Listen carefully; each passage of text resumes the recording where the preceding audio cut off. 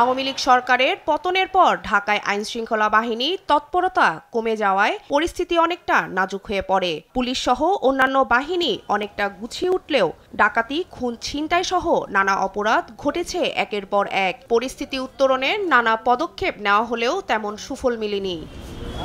এবার এলাকাভিত্তিক অপরাধ কমাতে রমনা থানায় বসবাসরত ছাত্র জনতা ও নাগরিকদের সঙ্গে মতবিনিময় করেছে ডিএমপি। সভায় পুলিশের কাছ থেকে সহনশীল আচরণের আশা জানায় ছাত্র জনতা।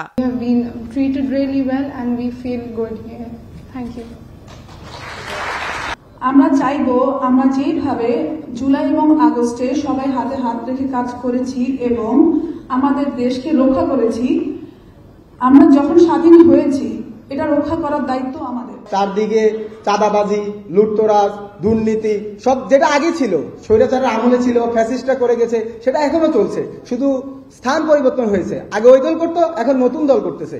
এটা তো আর চেঞ্জ হয় না। তা আমাদের রক্ত দেওয়া, আমাদের ভাইদের শহীদ হওয়া, এটা কি হলো? আমরা চাই আমরা আমাদের পাশ থেকে যতটুকু অবদান রাখবো, আমাদের পুলিশ বাহিনী, আমাদের পুলিশ প্রশাসন তারা যাতে তাদের থেকে ততটুকু অবদান রাখে। আর অপরাধ কমাতে সবার সহযোগিতা চেয়ে ডিএমপি কমিশনার বলেন, 2-1 দিনের মধ্যেই ঢাকার চাঁদাবাজদের তালিকা তৈরি শেষ হবে। এরপর খুব শীঘ্রই তাদের গ্রেফতার অভিযান শুরু হবে। চাঁদাবাজির কারণে নিত্য পণ্যের দাম বৃদ্ধি পাচ্ছে এবং সেই কারণে সাধারণ মানুষ দুর্ভোগ পোহাচ্ছে। চাঁদাবাজদের হালনাগাদ একটি লিস্ট তৈরি করছি এবং এই লিস্ট 1-2 দিনের মধ্যে সম্পন্ন হলে আমি চাঁদাবাজদের গ্রেপ্তারের জন্য, তাদের বিরুদ্ধে ব্যবস্থা গ্রহণের জন্য অচিরেই পদক্ষেপ গ্রহণ করব। দেশকে নতুন করে সাজাতে কাঁধে কাঁধ মিলিয়ে কাজ করার পাশাপাশি সব ধরনের প্রোপাগান্ডা রুখে দিতে হবে। পুলিশকে সহযোগিতা করার আশ্বাস দেন রাজনৈতিক নেতারা।